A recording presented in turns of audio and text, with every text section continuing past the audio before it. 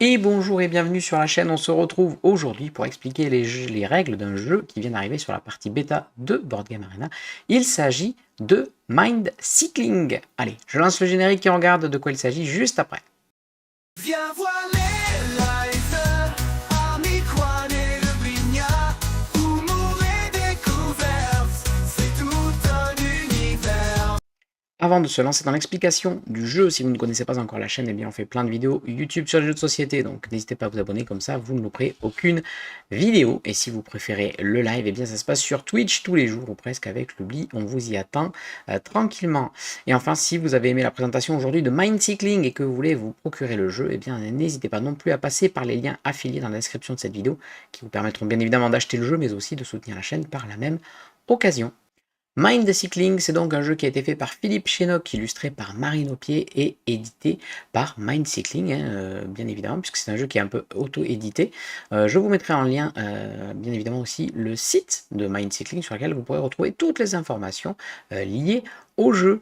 C'est donc un jeu qui va nous placer dans l'optique de gérer une équipe de cyclistes et il va falloir remporter un maximum de médailles sur un parcours qui aura au préalable été façonné pour pouvoir remporter la partie. Ça se joue de 2 à 6 joueurs pour des parties d'environ 20 minutes, un petit peu plus en fonction du nombre de joueurs. Je vais passer sur un replay de partie que l'on a fait avec l'Ubli pour vous expliquer un petit peu plus les règles en détail.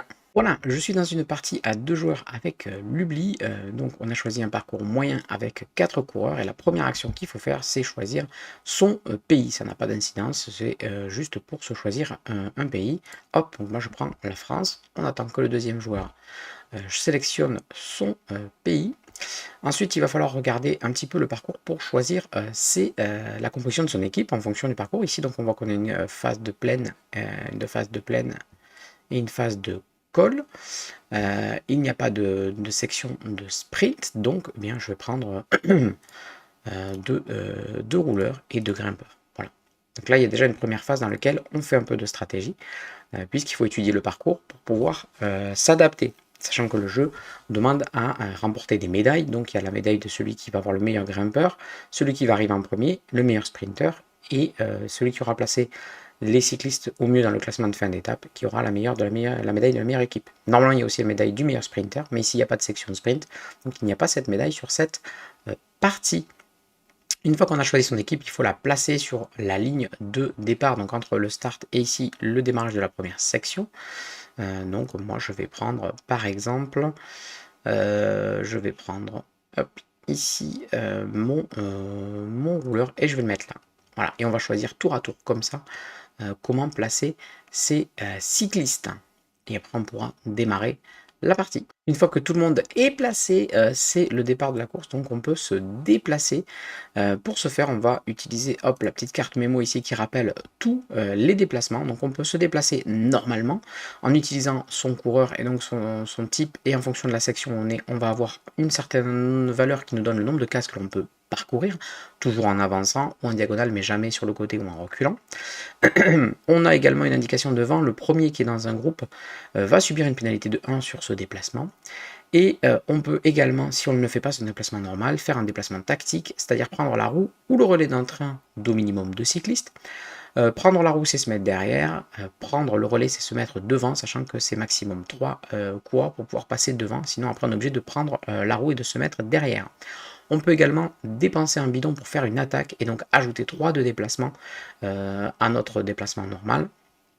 Dans ce cas-là, on ne peut pas être relayé ou être pris dans la roue quand on fait une attaque. Donc tout est vraiment bien rappelé là-dessus. Au niveau du bidon, les rouleurs démarrent avec un bidon au départ de la course. Donc ils ont un socle bleu.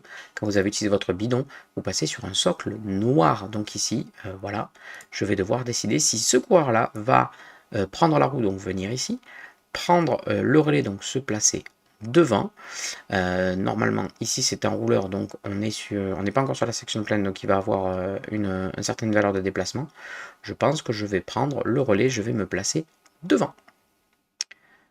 C'est de nouveau Alubinia qui, avec ce coureur là, doit décider pareil de prendre le relais ou d'avancer. Elle a pris le relais, elle est partie devant. Ici je dois me déplacer puisque j'ai personne dans mon train, donc je n'ai pas le choix. J'ai le vent de face, c'est un grimpeur, donc je vais avancer au maximum de ce que je peux. Hop. Donc 1, 2, 3, 4 cases. C'est 5 normalement, moins 1 à cause du vent. Et on va continuer comme ça, d'avancer tranquillement sur le plateau pour avoir les fameuses médailles. Ici, il y a un relais qui a été fait. Je peux également, avec ce cycliste, décider de passer derrière ou de passer carrément en relais. Je pense que je vais passer derrière. Lui, il est tout seul, donc il va avancer. Hop, et il va se placer derrière ici, tranquillement. Et il nous reste le coureur de l'oubli ici, qui doit choisir si il prend la roue ou si il passe. Il pourrait raccrocher apparemment un des wagons. On va voir ce qu'elle fait. Voilà, donc elle a pris la roue. C'est de nouveau au coureur le plus en tête. Donc quand tout le monde a joué, c'est celui qui est le plus en tête qui relance les déplacements. Ce coup-ci, donc c'est un rouleur. On a une section de plaine, donc 7 moins 1, 6 de déplacement au maximum pour ce rouleur. Donc 1, 2, 3, 4, 5, 6, on arrive à voir à peu près où c'est, sachant qu'il n'y a pas spécialement d'enjeu pour l'instant, puisqu'il n'y a pas de première médaille à gagner ici sur cette phase de plaine. La première médaille qui va être à gagner, elle va être ici entre cette ligne jaune et cette ligne bleue. Ça va être la médaille du meilleur grimpeur. On peut voir aussi qu'il y a des cases cailloux ici qui bloquent le passage, et une case bidon ici sur laquelle on peut récupérer un bidon s'il a été consommé. Ce qui peut être pratique. Voilà, ça s'est déplacé, ça a changé d'orientation. Je dois me déplacer avec ce coureur. Eh bien, je vais le faire. Donc ici, c'est pareil, c'est un rouleur. Je vais avancer ici et je vais continuer. Alors, je n'ai pas pu prendre le relais ou la roue de ce personnage-là, puisque tout simplement, ça a attaqué. Le rouleur ici a fait une attaque et donc je n'ai pas pu prendre sa roue ou le relayer. Et donc là, on voit les premiers côtés stratégiques de la partie. Ici, avec ce rouleur, on va relayer tranquillement. Pour l'instant, pas encore d'enjeu, mais ça va arriver. C'est à nous de nous déplacer. Il y a une deuxième attaque qui a été faite, donc on ne peut pas suivre le train ici avec le grimpeur. Donc on va avancer au mieux de ce qu'on sait faire. On y va. Et ici, je vais relayer tranquillement. C'est un grimpeur. Donc on a une section de col. Il va avoir 7 de déplacement. 1, 2, 3, 4, 5, 6, 7. Il n'arrivera pas encore sur la fin de la section. Il n'y a pas d'attaque possible. Donc là, on va franchir la première ligne en premier. Vous allez voir, on va gagner la médaille du meilleur grimpeur. Donc on y va. Hop. On a la médaille du meilleur grimpeur qui s'est mis là parce qu'on a franchi cette section en premier. Et si en plus on arrive à franchir cette section-là, eh bien on aura la médaille du premier cycliste, celui qui est arrivé en premier. Et après, il va falloir compter les points en fonction de l'ordre d'arrivée. Donc c'est important. Ici, j'ai quand même 2 coureurs qui ont bien été lâchés. Donc ça va être un peu complexe. Eh bien ici, on va relayer, hein, bien évidemment, pour essayer de se placer au mieux sur la victoire d'étape. Donc le côté stratégique est très important sur ce jeu. Et vous voyez que la partie peut être assez rapide malgré tout.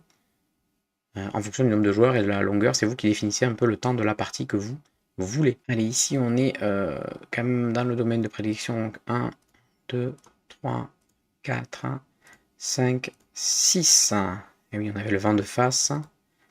Et ici, on ne pourra pas aller plus loin que là. On est obligé de venir ici. Hop là.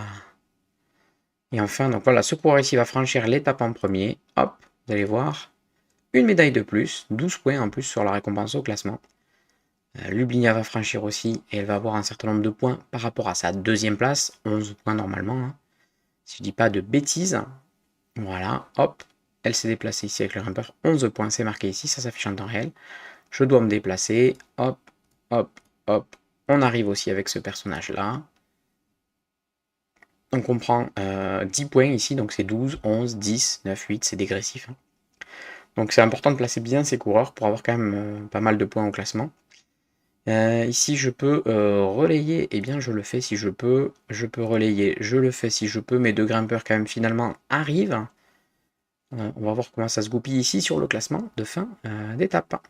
Est-ce que ça va être un 3-0 ou un 2-1? Pour l'instant, je dirais que quand même, normalement, j'ai gagné cette partie. Eh bien, hop, on arrive ici. Voilà, on prend quelques points de plus. Et il reste les deux coureurs à l'oubli qui vont marquer des points. Donc on est à 38 à 19 sur le classement pour l'instant pour savoir qui aura la médaille de la meilleure équipe. Hop. C'est arrivé, sans problème. 38 à 25. Et le dernier, donc ça ne suffira pas. Voilà. 38 à 30, donc c'est moi qui prends la médaille du meilleur classement. 3-0, c'est une victoire de ma part. Voilà, c'est tout sur cette présentation de Mind Cycling comme d'habitude. J'espère qu'elle vous aura plu. Si c'est le cas, n'hésitez pas à le pouce en l'air, bien évidemment, l'abonnement parce que c'est gratuit et que ça ne vous coûte rien. Et donc, ça nous aide énormément. N'hésitez pas à me dire en commentaire si vous aviez entendu parler de ce jeu ou pas, ou si ça vous a donné envie, si vous êtes passionné de cyclisme et si ce jeu vous intéresse. Je pense que c'est un jeu qui peut vraiment parler fort aux passionnés de cyclisme et de jeux de société parce que ça reproduit de bonnes sensations et il y a une forte stratégie. On se retrouve rapidement dans une prochaine vidéo et d'ici là surtout le plus important, amusez-vous. Viens voir